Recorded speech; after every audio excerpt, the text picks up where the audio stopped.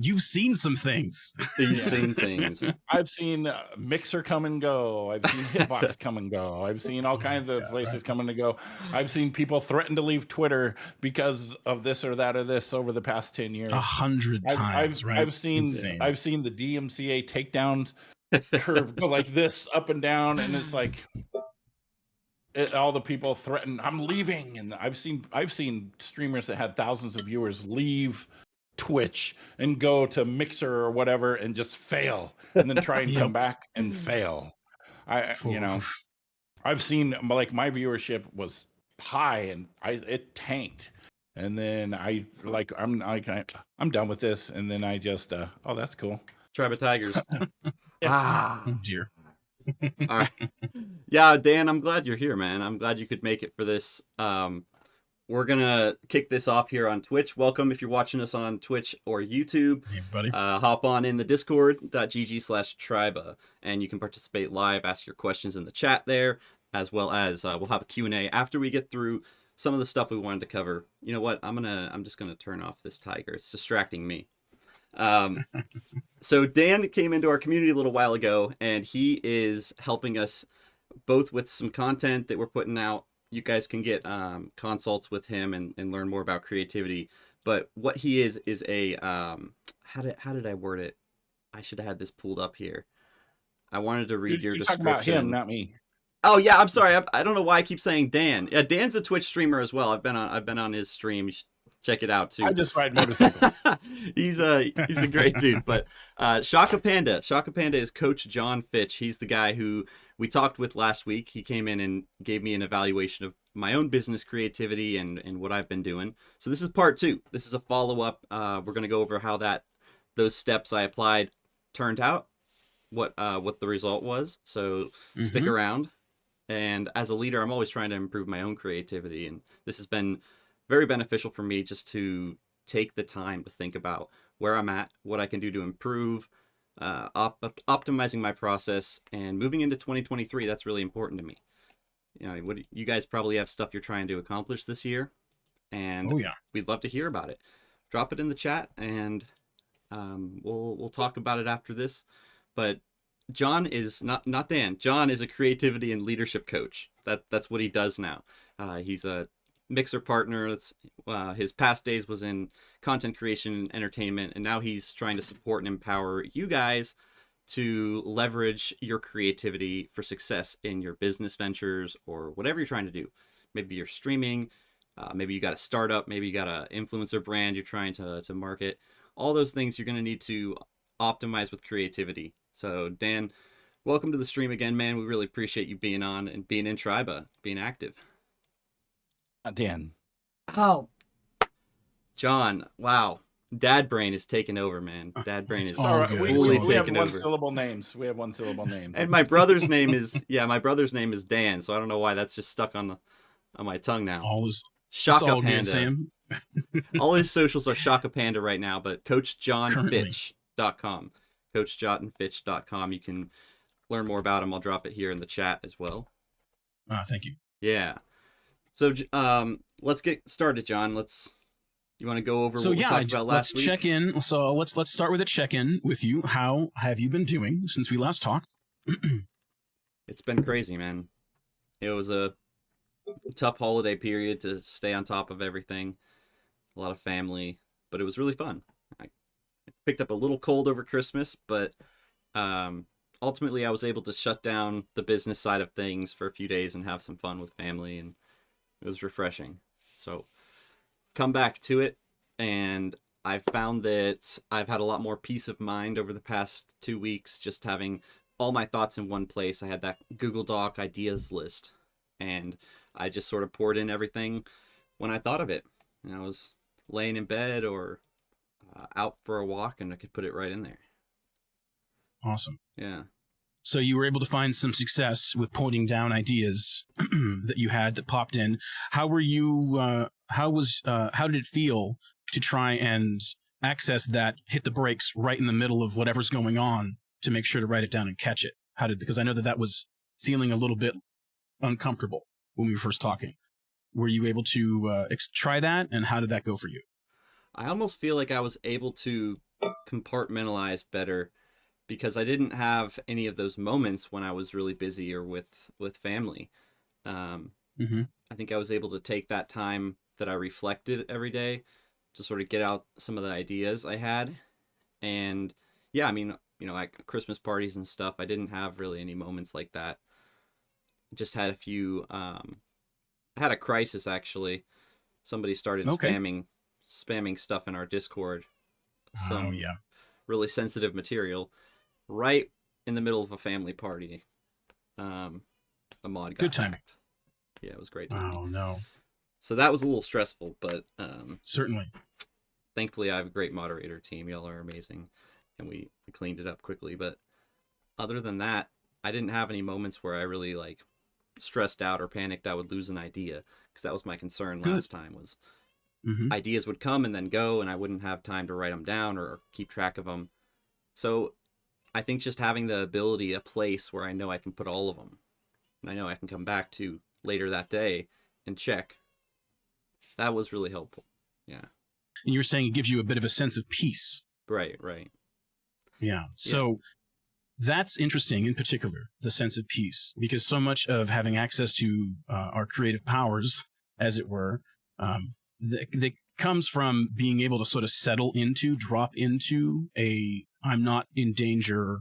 I have access to sort of all my faculties. I'm not fight, flight, freeze in this moment. Mm-hmm. So much of our access to being able to like come up with inspiration and good ideas. And not only is it all of the iteration and sticking with it and continuing to apply that intentional attention that we talked about last time, but a whole lot of it, and often the block that people experience is on some level tangled up with unsafe type emotions. There's lots of things that can map to that ultimately somehow feeling unsafe, Mm-hmm. but so much of the kind of confounding nature of creativity that so many of us struggle with often is when we're not able to, I know it sounds simple and silly and reductionist, but just relax and not be super attached to what happens this time, not feel like you have like you're betting a bunch of money on the outcome of this one moment, but more that you're just playing a game, and lowering the stakes like that gives you access to so much more calm and peace. And that allows that creativity to come in. It's almost like creating an environment that invites it instead of sort of disrespecting, and I'm not saying that you do this, but so many of us do, kind of disrespecting our relationship with having access to that and then expecting it to show up when we need it, instead of cultivating a sort of lifestyle where we don't engage with things that are as distressing, or that we create a space for our creativity and our work time that allows us to kind of get into a healthy headspace, have sort of a routine to sort of drift into that. And so you're hooking on to a piece of what's going to not just be nice to have access to a little more peace, but at the same time, anything that we can do to get you to feel more peaceful, more calm, more safe, you're going to notice that these ideas that do come through come easier, that they tend to be more wild and outside the box because you're not concerned about them fitting into a paradigm. You're just letting it happen. Right. And accessing that kind of no stakes creativity is really, really the magic. And so anything that you can do in your life that helps you cultivate that headspace is part of your arsenal and is part of your sort of system, your habits that roll the red carpet out for your access to creativity. And so Right. this particular activity that you've been doing, this exercise that we've been working on, is one of the tools that you can use and will be able to use moving forward to help cultivate the sort of right environment to get access to your creativity. Okay. So I'm curious how your access to creativity has been in relationship to this sort of a little bit more peace about, oh, I'm going to lose these ideas. Trying to catch a bunch of butterflies flying around your head. It sounds like Right. you've gotten access to a little bit more of like, oh no, they have somewhere to go. When something comes up, I write it down. Not so stressed about it. And I'll go back and look at it and figure out what's good.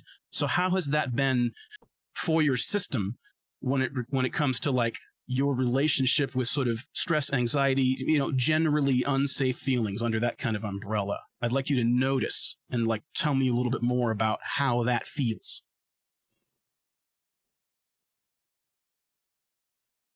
I would say from an emotional standpoint, I feel happy that I can keep track of everything in my mind. I think that sort of excitement for the possibilities once I'm in that creative headspace and I don't have to have that anxiety of whether or not I'm going to lose an idea, it is actually opening up a lot more doors and potential. Plus, I'm able to see the value in the good ideas and the the risk in going down rabbit holes. So I feel a little bit more wise in applying this strategy, as well as able to I feel more comfortable picking goals for the day. Like, hey, I want to accomplish these 3 things today because these are, things on my list that are high priority. I've marked them, or I went back last night and I added those to my calendar as tasks so that I have that scheduled out. Hey, I'm going to do this contractor proposal is going to get sent out at this time. I'm doing all these meetings. If I need to schedule something because I had an idea, the moderator team or the tribe, the social media team needs to talk about, I can already have that on the books for the next day, and I don't have to be planning stuff last minute with them. So it's taking a lot of stress off of the team as well. And, because I am sometimes all over the place. I got a great idea. I'm like, all right, let's just talk about it. Let's try it. Let's do this. Sure. Yeah. Which is cool, but the creativity needs a little bit of control. So I think I feel more in control of my own mind. I feel more in control of my own creativity. Yeah. Like, it's not just a fire hose kind of just spraying all over the place like a hose.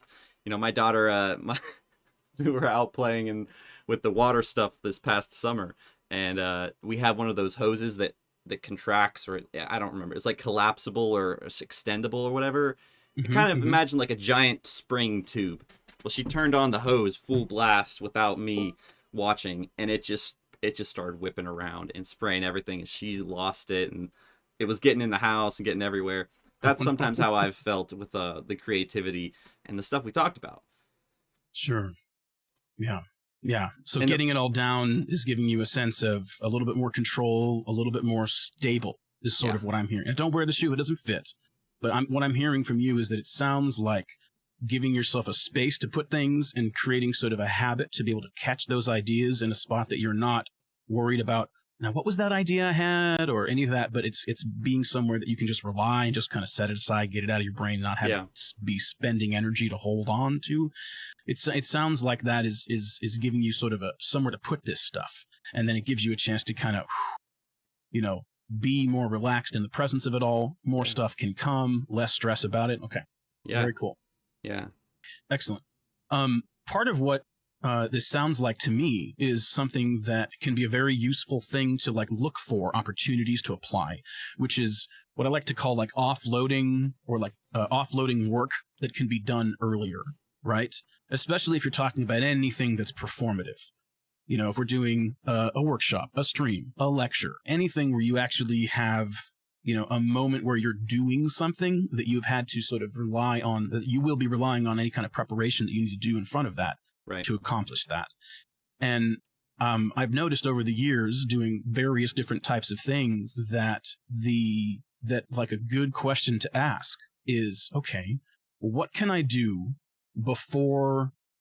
What is it that I can do before the event, the moment that this has to be ready or happen or ship or I have to go live or whatever it is? What is it that I can do possibly? What possibly can I do that doesn't have to happen in that moment? And I think you'll find often there's a lot that we can figure out ahead of time, that we can think about, systematize, write down, plan out, plot out, that doesn't have to happen under any kind of time pressure because we can do it way ahead of time. And it gives us access to a little bit more sort of juice in the moment. And so that's something that I find is useful about creating practices like this, is that we'll find that if we do a little bit more planning and preparation on the front end, we're doing a lot of figuring out, this is a good idea. And we sort of plot out sort of high dream, low dream. Okay, what's the best case scenario? What's the worst case scenario? What can I do to plot towards that best case scenario? What kind of things can I do to prevent those worst case scenario problems? Can I solve for them? Are those fears something that's not necessarily really useful or true? Getting it down, looking at it, externalizing it like that can actually give us a whole lot of sort of freedom. It gives us wings in the moments where we need the most of ourselves. And so this to me occurs as a sort of piece of that, is being able to like get into the habit of doing everything you can do beforehand, Right. and not showing up and having to try and make it all happen right then. Because it sounds like some of the things you're describing and explaining could, and the things that you were struggling with and the things that you're noticing are changing, is that it sounds like in some way it's related to discovering, okay, have a little bit more runway when I have a little bit more, prep planning. And I don't mean that you're not in the habit of being prepared or planning, but the sort of fire hose of ideas that comes off, trying to pluck one, turn it into something, instead of going to a book and going to your list and going like, oh yeah, this one, it gives you the chance to be able to, sort of plan ahead, prepare, and not have to fly by the seat of your pants or try and recall that. Right. And then when you're able to, and then you'll like, That's things huge. will, That's huge. yeah, That's things huge. will come up. Things will come up when you're looking at this stuff. It's part of the reason why I wanted you to spend 5 minutes a day on this list as best you can, because there's something about repetition. There's something about regularly regarding something, that sort of intentional attention. Put that attention on it, and not as a glance or sort of offhanded, but I am spending 5 minutes on this. Mm-hmm. Things will sort of develop. It's almost like plants that will grow and bloom. These Right. ideas will do the same. Yeah, I found And- myself going back and adding to them, making bullet points, because I'm using Google Docs. So I started actually like fleshing out ideas that I'd written down a day or two ago, because now they were solidified. I had typed them or put them on paper, and it was like my mind now had this sort of scaffolding to start building on. So it was very Nice. interesting to see some of the ideas blossom. We're actually meeting after this for the marketing campaign for the launch party, and that's going to be, stuff that came out of your tips and advice, because I wrote it down. It didn't get lost. I mean, who knows? It may not have if I hadn't done that, but I think it really did have an impact on my ability to be creative for this, and also help other people on the team be creative, and give them a space to write stuff down, because that's kind of I've extended the application and started creating spaces where we can document ideas and vote on stuff to do as well. I'm a big fan of documenting stuff. I'm a big fan of writing things down. I would rather you be over prepared than under prepared, or over, obviously I'm not looking to drift into the anxious over preparation, that paralyzed in preparation thing. That's not what I'm advocating for, to be very clear. Right. But there's a very real power in, like you said, and it's, I think, the beautiful word you chose, scaffolding. You're building the scaffolding. You're building the sort of I almost like, are you familiar with the word armature in the form, in relation to like sculpting, where it's that sort of wire mesh that is the sort of core form, and then all of the details and everything that you ultimately see goes on top of it. Yeah. So you're creating this sort of core, this sort of structure that you can lean on, that you'll give you some insight into where things could go, what might be needed, what problems you might run into. The more time that we can kind of create and sort of build this scaffolding, like you said, things go smoother, ideas pop in that might not have, challenges that could be happening in the future reveal themselves, and it lets you sort of hit the ground running.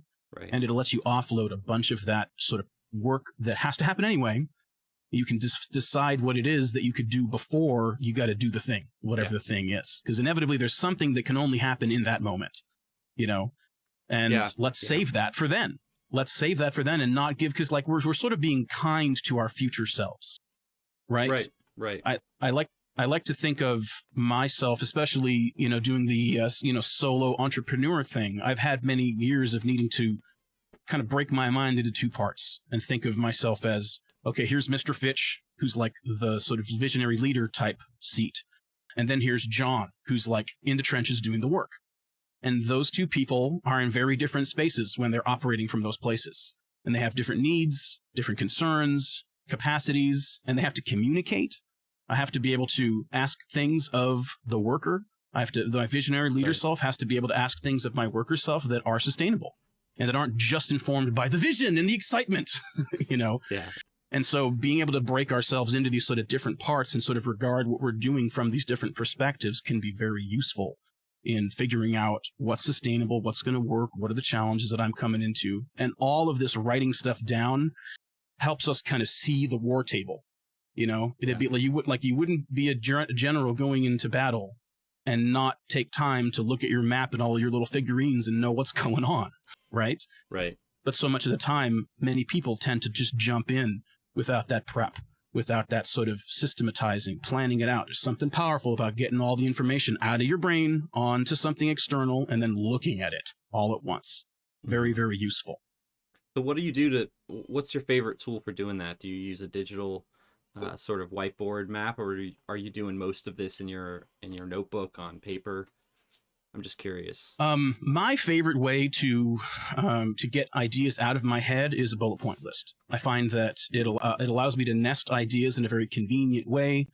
But that's just what works for me. But personally, I find that a bullet point list is probably the most agile, fast, and slick way to get ideas down. Huh. I may use other things to organize my thoughts afterwards, but when I'm in that race against the forgetting, then the bullet point list is what I go for. I mean, I have a bullet point list from our talk today and last time. Bullet point lists are sort of my bread and butter. Where That's I put funny. them, like I like That's Trello, what I do too.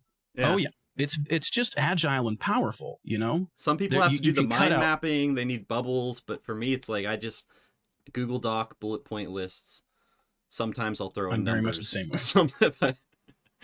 I'm very much the same way. I think that the value of doing the bullet point list is that if you are trying to get information down quickly, whether that's because you have an idea and you want to catch it before it's gone, or whether you're having a conversation with people and you don't want to spend too much time writing it down, you just want to get the ideas out, the essentials. Mm-hmm. I like that kind of nesting that happens in a bullet point list, because it allows me to cut out all of those sort of superfluous connecting words. If, then, he, to, for, sure, if, this, that, Right. It's like, I can be like subject, bang, information about the subject, bang, sub-information about the sub-subjects, and then coming back out. And it just helps me stay on task, and I can come back and I can look at it.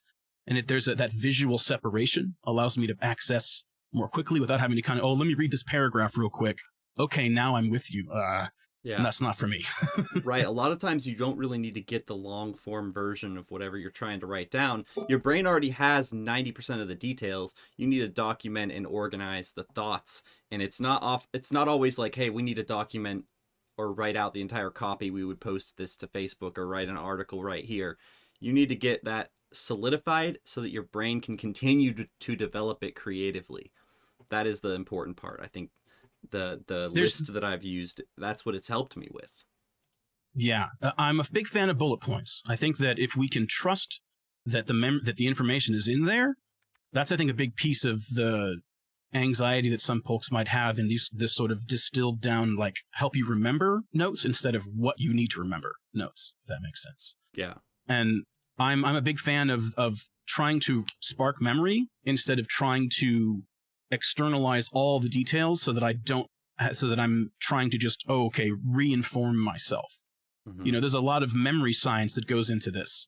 One of the main sort of things that I find most interesting about some of my, honestly, recent research on memory and learning is that there's effectively kind of two different sort of components of memory.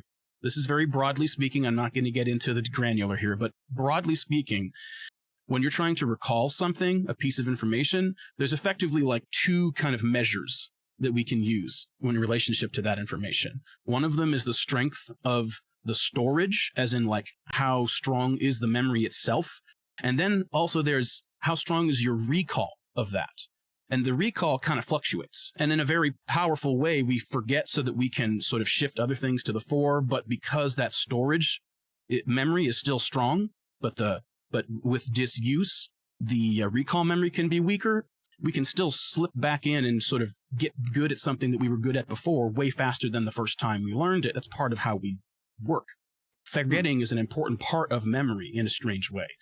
Interesting. And so noticing those two pieces and trusting that, like, okay, the storage strength gets stronger the more that I interact with something, the more that I need something, the more that I use something. Right. And that doesn't really fluctuate so much with use. It's more the recall strength that fluctuates with use. And it's more about kind of keeping recent, what you're needing access to right now.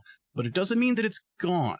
And so I've often found, I'm sure that anybody that's lived enough life will know, that there'll be a thing that'll trigger a memory, and you'll be like, boom, and then all of a sudden you're singing this entire song that you haven't thought of in 15 years. Yeah. That's what I'm talking about, is we have that storage strength and then we have that recall strength. And I think that something like a bullet point list leans on the recall strength and just trusts that it's in there. And all we need is a little reminder. And then pow, out it comes. I especially like it whenever it's coming to some sort of a lecture type thing. I don't want to have to read something to people. I want to be reminded of a topic and then let it come out of me. Yeah. Is that the same kind of principle for creativity or even just for life, that you would say people should journal and keep track of their thoughts? Or is that more of the long term? I think journaling is less about, for me, journaling is more of an opportunity to, it's like almost like a meditation practice, where it is an opportunity for me to turn my thoughts inward and sort of workshop, not a workshop, but workshop, like polish, think, work, like a piece of wood that you're polishing, right? Like that kind of a thing. I get my thoughts and ideas down, and then when they're not flying around my head like a bunch of busy bees, but they're written out in plain English, things that maybe wouldn't be obvious reveal themselves. False beliefs, in particular, I find are very, very obvious when we get it out of our brain and onto the paper. Because, man, we'll run around with all these crazy ideas that are just not true. Oh, you're right. We just lie to ourselves all the time. We're constantly like, I have a friend who likes to be provocative. And the term that they like to use is, oh, we're all gaslighting ourselves all the time. And it's like, oh, whoa, I don't do that. Gaslighting is a bad thing. Binary bad. And it's like, and, it's definitely a choice. It's on purpose, a provocative language to kind of kick you up a little bit. But what he's saying is, and to a degree, is very true, is that we have almost this like malevolent sort of perspective within ourselves. It feels that way. It's not malevolent. I would assert that it's unskillful and limited. And so it's busy advocating for something, but can't take in the sum of what's going on. Kind of like that back co-pilot or the backseat driver of your brain. It's like, no, you're going the right way. The ice cream store is down this road, right. Yeah. You get that sort of automatic negative thinking stuff that kind of ping pongs around in your mind. And man, some of that stuff is vicious and is patently, obviously not true. Yeah. And nothing quite like getting it out of your mind and onto that paper and then looking at it and reading it and being like, whoa, that is intense. I just wrote down that I don't feel like I deserve rest. What if there's anybody that should be on my side? It should be me. What's this? I'm fighting it. Like, why am I like against what is happening? And I've had moments like that where it's in meditation. Right. I can remember ages ago, there was a meditation I was doing that was about, loving yourself. And that was a simple, basic prompt of, what do I love about myself? And you had to spend like 10 minutes looking yourself in the mirror, trying to draw things out like that. Mm-hmm. And the oppositional, angry, I'm out to get myself stuff that came up was intense. Wow. And I think that spending time to do things like journaling is a big piece of why that's so valuable in my experience, and in the experience that my clients have shared with me, is that it often is a lot of truth telling.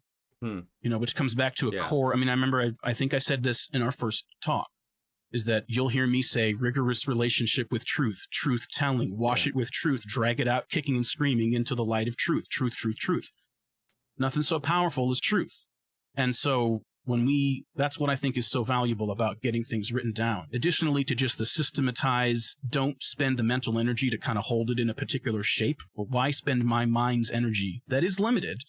It's vast, but it's limited.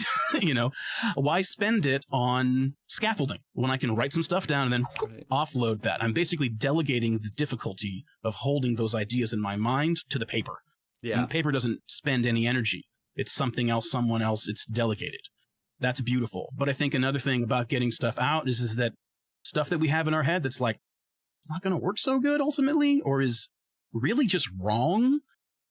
It becomes more obvious when it's not kind of hiding in the shadows of our mind, Yeah.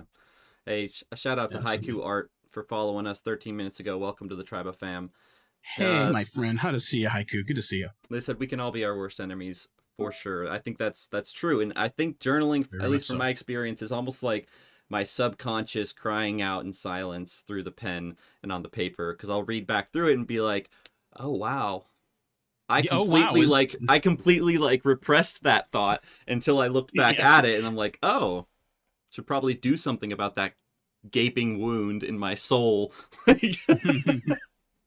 Do you struggle with journaling? I mean, first of all, before we get too deep down the rabbit hole, because we're just kind of talking about what's coming up, if there was something that you were specifically wanting to talk about, I want to make sure that we get to that. So was there something you were specifically wanting to talk about, or would you like to continue to sort of just discuss what's coming up in this moment? You know, John, aside from actually doing the task, I kind of put off thinking about this conversation to be in the moment and not overthink it. So I didn't Okay. really plan out anything that I wanted directly. But that being said, I also drank 2 cups of coffee this morning, and I have to go to the bathroom. So we're going to take an intermission here because I can't focus on my own productivity with my bladder screaming at me. But yeah, I'll open up chat here. Y'all can drop any questions, and I'll be right back. I love you, Haiku. Thank you so much. Well, Yeah, while we're welcome. waiting, if anybody would like to chat or ask questions or talk or come out of mute or post something in the stream, happy to discuss whatever comes up until Sam gets back. Just don't say anything mean about Sam because he can still hear you. Always listening. Always listening. How are you doing, B? I'm doing good, John. I just got home. Sorry I missed the first 15 minutes or so, but I'm here now, so that's exciting. Yay. Awesome. Yeah. Did your holiday go well, hopefully? Yeah, holidays went really well, and I'm glad they're done, but it was a good time. It was a little stressful. But Do you find... I still have a Christmas party this weekend, so I guess it's not over yet. But... Oh man. I feel like that stuff. I feel like, holidays and things just sort of like the tip of a towel in water. They just kind of just keep growing. Mm-hmm. I was going to ask if you have any like self-care things that you do to manage stress and challenge, or to sort of like support yourself after the holidays. Because I know that you are very intentional about your mental health, your physical health, your boundaries, all that kind of stuff. We've talked about that before. And so I'm curious if you have anything that you are in the habit of doing when it comes to like navigating the holiday stuff, because it's always some good, some bad, it would seem, and lots of energy out. So I'm curious if you have things you do. Well, I feel like I didn't do good this year. I usually meditate daily and do yoga, and I try to eat right, and that helps me a lot. But it all kind of slipped and fell apart over the last month. So I'm finally, like yesterday, I finally got back into my yoga, trying to do that daily, and kind of recovering now. But I hate that I let things fall apart when I should have just been giving myself that 30 minutes in the morning to meditate and clear my mind. And gratitude journaling is always nice too. But gratitude journaling is amazing. Yeah, talk about rigorous. It's like you run out of stuff to say in a hurry, and then you've got to start doing the work. Yeah, that's an interesting practice. It sounds really easy, like, oh, just write 3 things you're thankful for, and then you're but yeah, doing that regularly is it benefits, and you don't really notice it happening, and then you just realize, like, oh, I appreciate little things more often throughout my day. Or I'll notice something, oh, I can write about that in my gratitude journal, so it helps keep you mindful. Hey guys, we have Steven. Oh no. Steven the Snowman is here. He has the question. Steven the Snowman is here. Thank you for Welcome sharing, back, BU. Yeah. Always appreciate you being on these streams as well. Me too, B. I was They're a gonna. blast. I love being here. I was listening. I'm always See, listening. I told you. Always listening. I'm not gonna take my headphones off. I don't know. That's kind of weird. Should probably start taking them off. A snowman is here. Yes, Haiku. Haiku said, I'm struggling with stress of starting back, feeling scared and anxious. Oh, starting back school. Yeah, that can be a stressful time for sure. Yeah, it can be.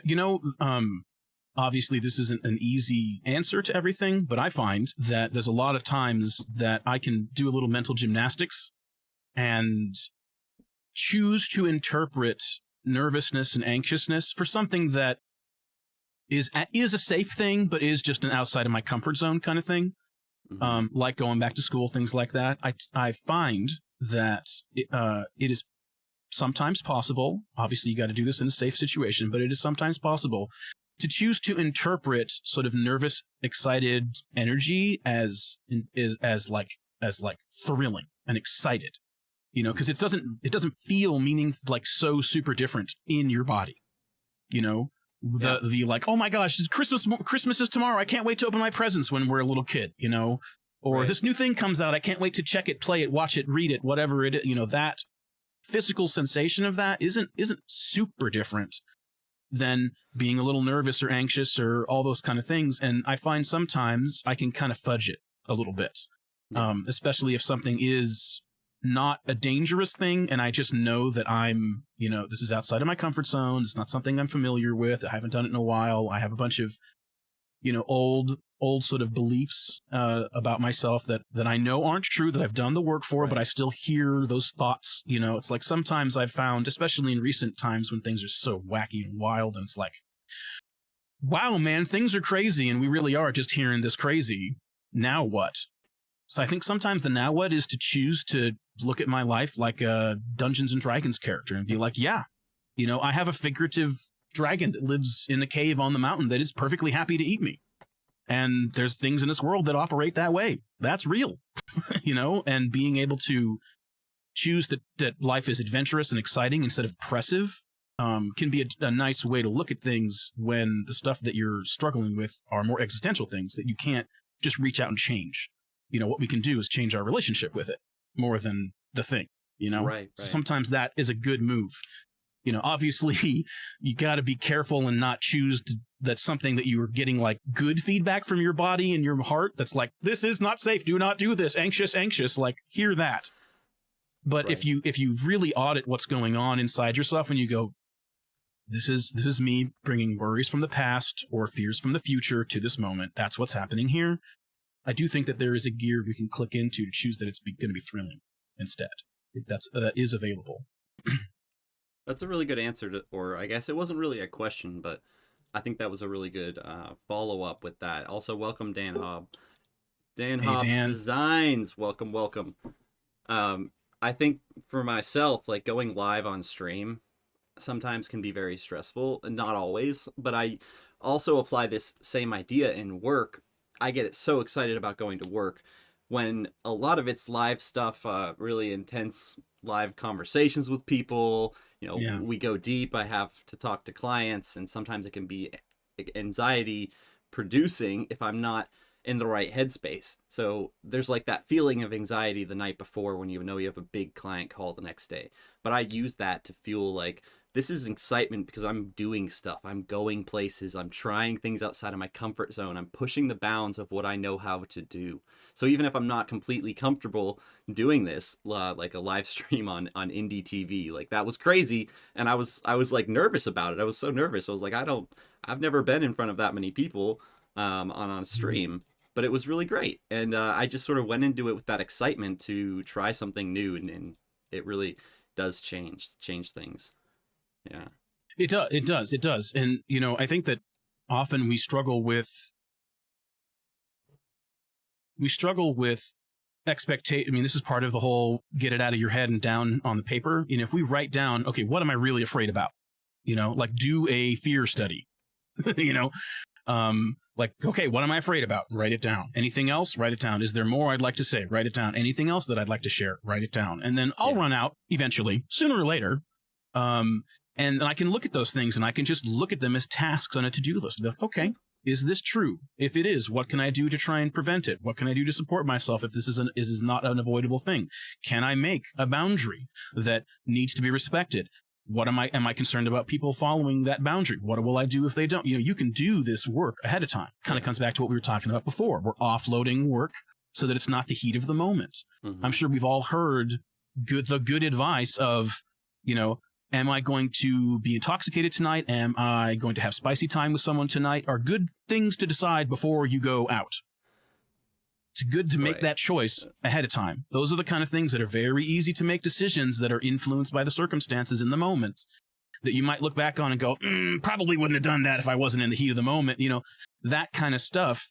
It's the same thing. It's like making the decision on the front end. It gives your mind sort of more expansive access to being in the moment, making good choices, not being overwhelmed or stressed out or surprised. That offloading stuff on the front end, I'm a fan of it.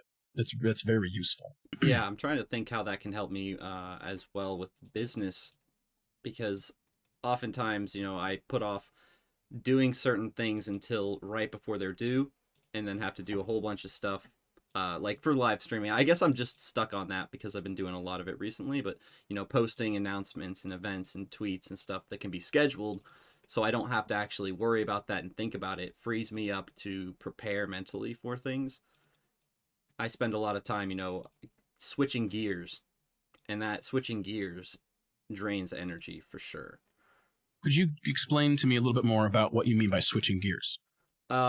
Like going from conversation mode with you from like posting announcements and writing copy for something to conversation mode to to strategy or to designing something, throwing together an event design or something like that. Like I'm going back and forth a lot within specific time limits. Like I got 30 minutes to do this, got to do all that, then switch gears.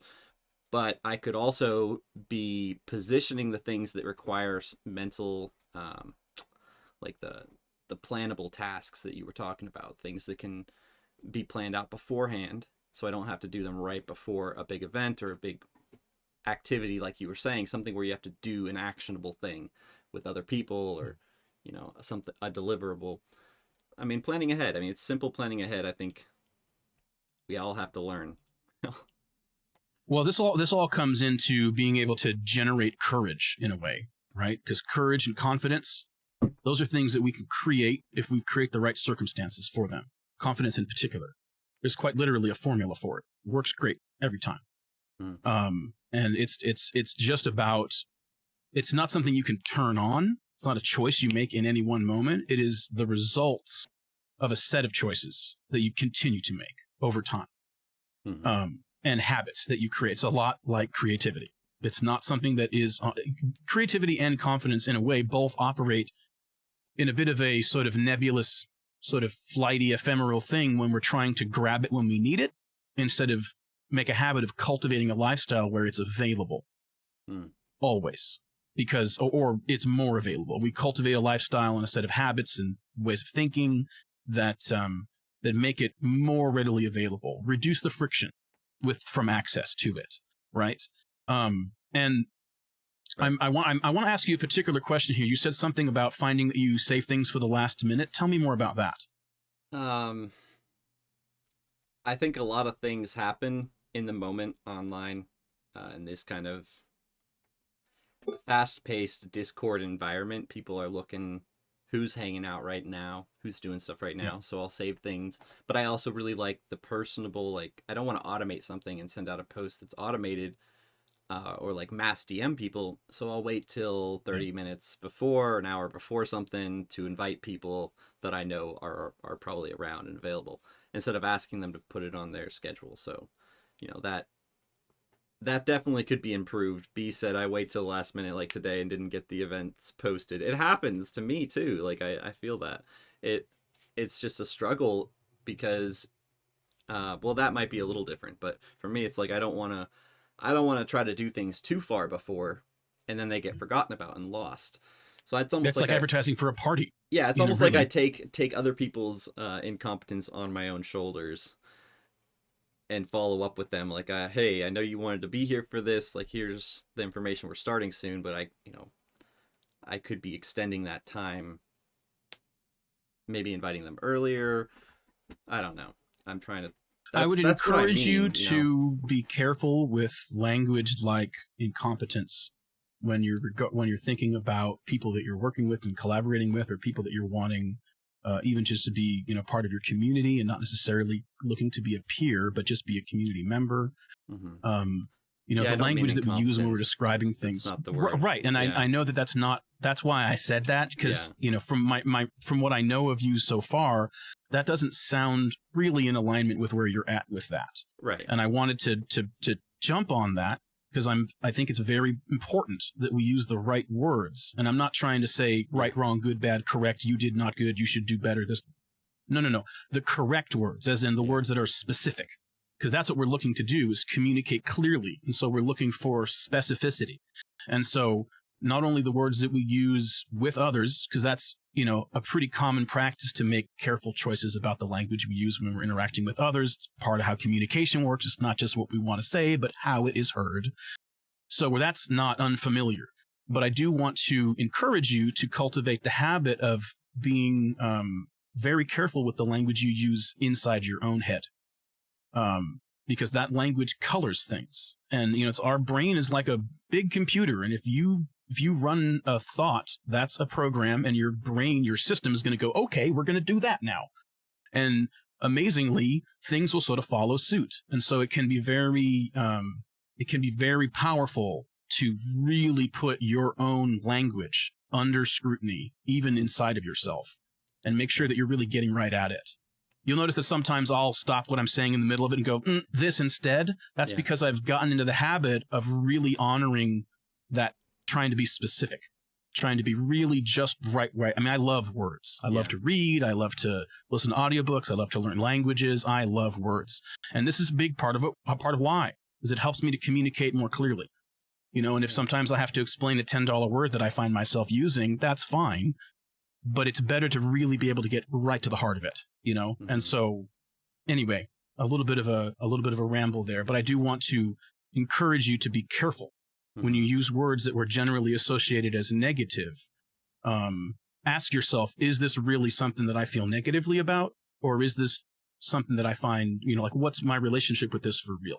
Yeah. So that's why I jumped in there. Yeah, no, I appreciate it, because I think you're right. Like, when your brain's searching for a word, even just to describe it internally, it's probably affecting how you take action on that idea. So and our sort of internal unspoken biases show up in little tweaks of the words. We'll say something that's right, but we'll use language that colors it in a way that's like, well, I'm really taking on other people's incompetence, not to drill down on that, but that immediately, that was a really good point. That tweaks it. Yeah. Yeah. I think I'm almost glad I said that, because it's making me rethink, like, why am I even thinking that way? People are actually competent. And what I'm really thinking is my own inability to attend and show up for things that I don't, really plan for and take action for. I'm actually putting that on everyone else and saying, oh, well, I got to tell them last minute, because that's what would help me get there if I didn't put it on my calendar. And maybe instead I should be focusing on, what can I do to reduce friction in the process and, help people get to what they want to be at. Well, and also noticing that you yourself have a certain kind of friction with trying to be aware of and attend and get to events and things like that. That's a wealth of knowledge. It's a wealth of knowledge, because you are not the only person that deals with those problems at all. And so you can ask yourself, what would make it easier for me? What do I find myself wishing someone had done? Yeah. What would it be? What would make me go, oh, wow, I would not have remembered if not for that. That's beautifully valuable, because then you can look at those things and go, oh, I will do that for my community. And so that can be a real source of, like, what are my struggles and how could I solve for them? What do I wish others would do for me in this moment? And then you can start to create strategies that, are sustainable and not exhausting for you to do, but you can create strategies that serve the community, because you're hardly the only person that experiences these things, right? Correct. Yeah. And So definitely don't be, I feel like I need to apologize to the community, to everyone. No, I'm not calling you guys incompetent. If anyone has, this problem, it's probably me. And I think you're right. Like, what can I do to help people find out about stuff and plan ahead more for getting people to the valuable stuff, the valuable events and streams?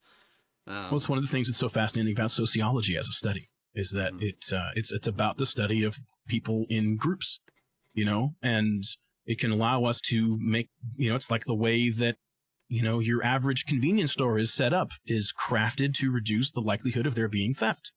Big giant windows, lots and lots of light, all that stuff. Like, there's all these little tweaks that human beings tend to do in certain situations, especially in groups, and being able to leverage that's a big part of marketing and all that kind of stuff.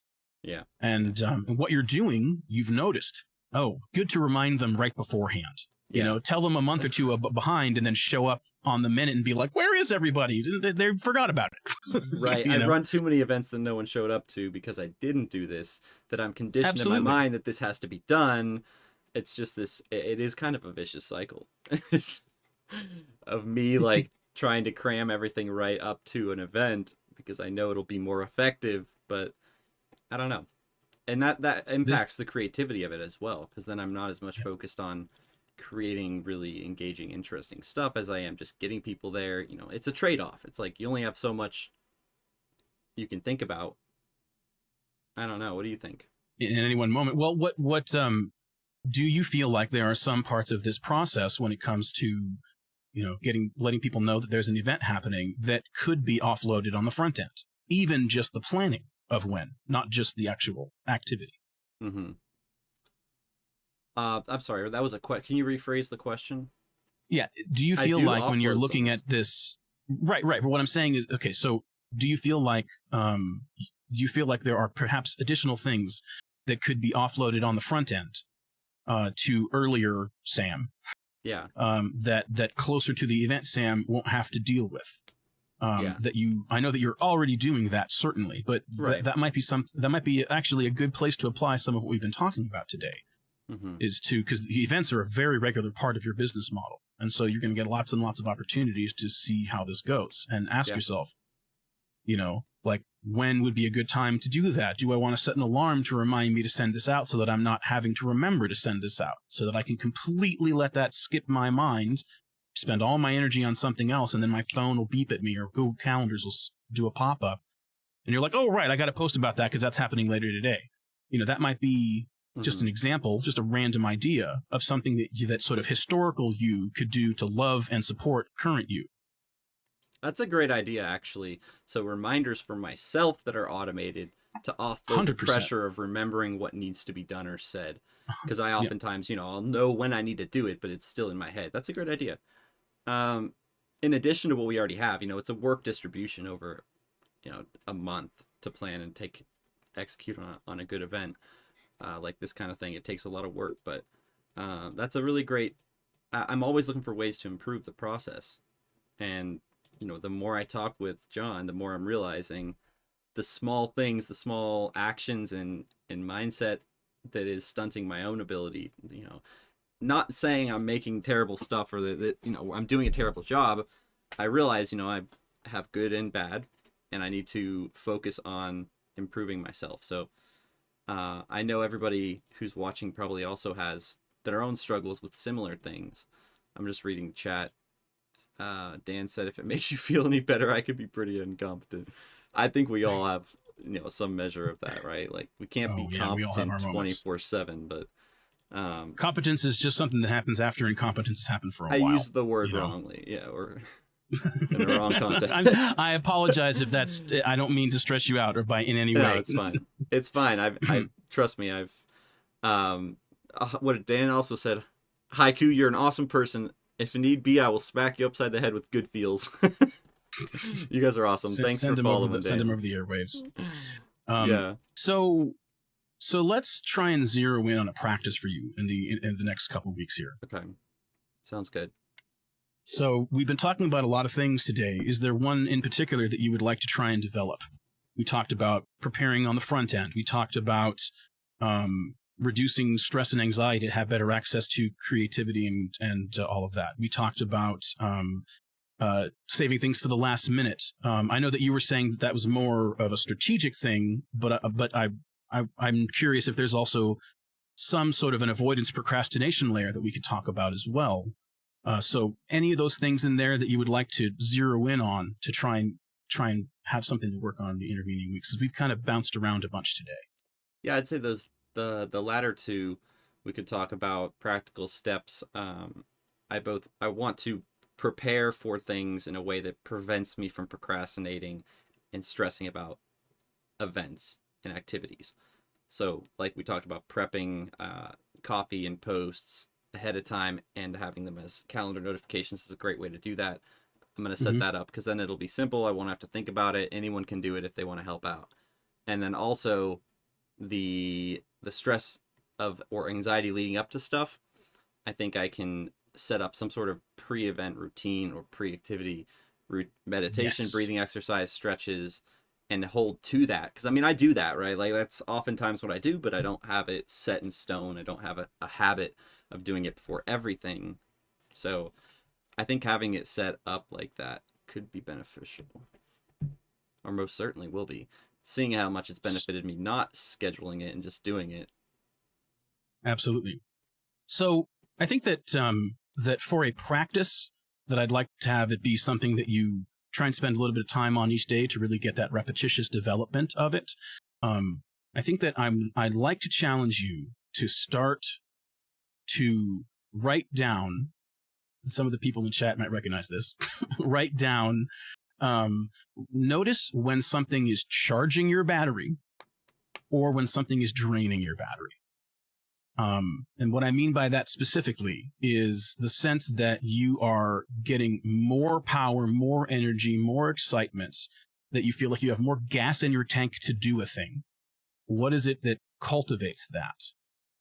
And then what are the things that you find cause you to drain?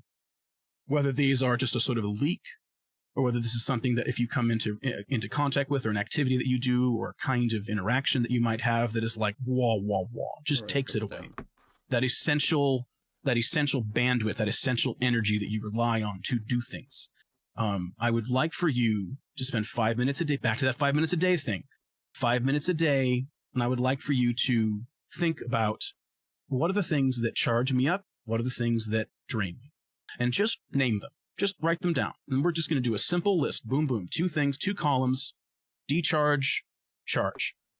And we're not going to get too crazy about the details and plotting it out or trying to solve for things. I want you to just get into the habit of noticing. Gotcha. Is this charging my batteries or is this draining my batteries? That's the practice. And to just give you a little bit of sort of inside baseball about why we're doing this and where it's going, is that what we're doing is we're not only developing the habit of noticing those things, which then allows you to make healthy steps to either lean into it, prepare for, protect, create boundaries, etc., whatever it needs to be. But it also lets you like have a list of things you know that fill you up. Have a list of things that, I don't know, might become part of some preparation ritual of some kind that helps you get into the headspace you want to be in, that helps you sort of click into the gear that is most useful for what you're about to do. I have a routine every morning that is multiple hours long, that is an on purpose, make myself feel good. And it's personalized, it's specialized, it's something I've polished over many years, but it gets me to a place where I'm able to support people and be present and be kind and not be tangled up in my own complexities and my own world. And I can essential. show up for people. That's Yeah. so So that's the practice. Is I'd like for you to go ahead and start to work up a what charges me, what drains me list. And that the charge or drain is really noticing that sort of deep down inside internal bandwidth, sort of essential energy that you draw upon to do whatever. Spoiler alert, this is going to be related to how stimulating something is emotionally and how fun things are emotionally. Those are going to be involved. We'll get more into those 2 later. Okay. But typically, how much, whether you're getting charged up or getting drained, it's going to have a lot to do with, is it fun or not? Is it stimulating or not? Stimulating can also be bad. You can be very highly emotionally stimulated and be draining hard. So it's not binary good, but all of that is involved. But that's the specific practices. I would like you to develop the practice of all day long, if you can. But eventually, we'd like to develop the practice of you noticing. Oh, wow, I'm really feeling charged up right now. What was I just doing? Oh, yeah, this is a tool. This is something I can go to get charged up. I can put in my pathway on a day to charge me up. And similarly, oh, wow, I just feel drained and I feel like my energy's melting out of my body. And you're like, oh, okay, so this is a thing that I either need to not do or protect myself from or make boundaries about or prepare and support through, and then have sort of after sort of downtime cool down as a result. Sometimes some of the bad stuff, some of the challenging, draining things are not stuff we can't do. Yeah. And so then but identifying that it is something that fits into that category, it lets you just be more on purpose about how you interact with it, and more powerful with the way that you deal with it, so that you're at choice about how it affects your day instead of getting jerked around by all this stuff. So, but the main focus here is that I'm curious about getting down an on purpose list of the things that fill your cup, so that you can go to those and create a little ritual to protect yourself and support yourself and kind of get yourself in the mode of, all right, now it's time to go live. Now it's time to show up in front of an audience. Now it's time to get out of, I'm tired. Did I have enough coffee? My kid's screaming. I didn't get good sleep last night. Bing, I'm ready to be professional. We have to have that shift, right? And so much of what you're doing these days is putting you in front of a camera on a microphone. That's hard. I understand.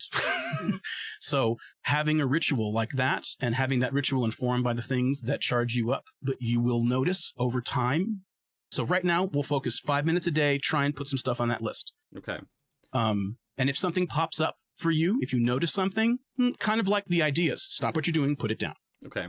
And this is going to be a very powerful resource for you moving forward, because we're going to dig deeper into that list. We're going to get more specific, and then we're going to start to sort of put them out on a spectrum so that you can make really sort of leveraged choices about the activities and the things that you do to support yourself through the hard stuff and leverage the good stuff, or the charging stuff, so that you can really be the master of your sort of car, as it were. You know, make sure that you got enough gas for whatever's in front of you. Yeah. I'm going to gaslight myself.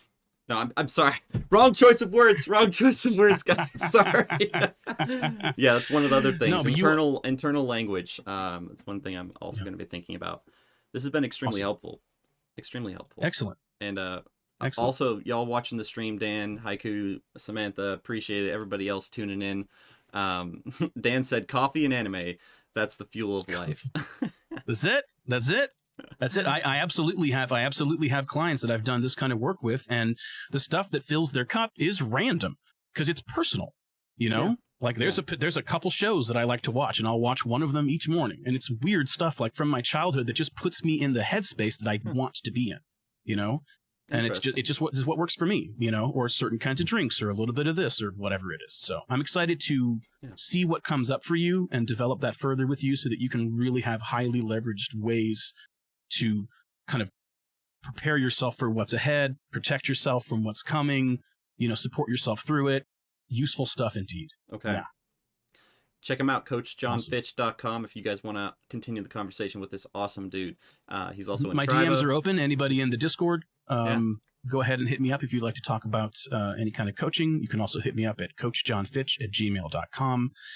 Anybody in the Tribe community that's curious and interested about coaching and what it's like to coach with me, I'm happy to offer 2 no-charge sessions with you, so that you can get a chance to, just like we've been doing with Sam here, get a chance to feel what it's like, get to know me, ask whatever questions that you have, and then see how it works over time for you before you spend a dime. Because I want you to figure out if this is a good fit for you and understand what's going on. And I know that sometimes just a quick pitch and a 30-minute visit, and then, all right, now are you going to be a client forever? That's too much. It's not right. And so I want to give you guys the time to get to know me. I want to give you guys the time to see if this is a good fit for you. So that is an open door that I don't make that offer to everybody, but the Tribe community in particular. I want to make sure that all you guys know that anybody who's curious about coaching with me, hit me up in the DMs, CoachJohnFitch.com, CoachJohnFitch@gmail. Reach out. Let me know that you're from Tribe. Happy to offer 2 no-charge sessions to anybody that's interested, and see if it's something you'd like to continue after that. Yeah, this is really great stuff, guys. I mean, I've benefited already just from these 2 sessions, and I look forward to continuing to develop our relationship, John. I think this is going places, and I've already seen productivity. Dan said, John is indeed amazing. Yes. BU also has a session. So yeah, he's been kind enough to offer all the Tribe Gold members who we vet and verify and bring in the 2 free consult sessions, which is amazing. We are launching that on the 11th, so invite your friends. Check that out. We look forward to seeing you there. We're really excited to launch this because I think just that small investment, both in the community and in your own business, is going to pay off, because you're going to get access to a lot of really talented guys, both people doing web design, services, marketing, consulting, coaching, so much stuff, a lot of free stuff and discounts on services for Tribe Gold. So check that out, and we will be back tomorrow for Philosophy Club at 12 Eastern Time. Thank you guys all for joining us on the stream and in Discord. We got B, Amp, AJ I saw in here. everybody else. Oh, Emma's here as well. Emma, Yeah. howdy. Yeah, if you guys want to join us on Discord, you can go to discord.gg/triba as well. And you can do these cool emotes and stuff that we have. I gotta hop off here for some more meetings, so we're gonna wrap up the stream. But I do want to let you guys know that you can probably hear the baby in the background. John is going to be doing this same kind of deal on Tuesdays throughout February. So he actually said he would come in.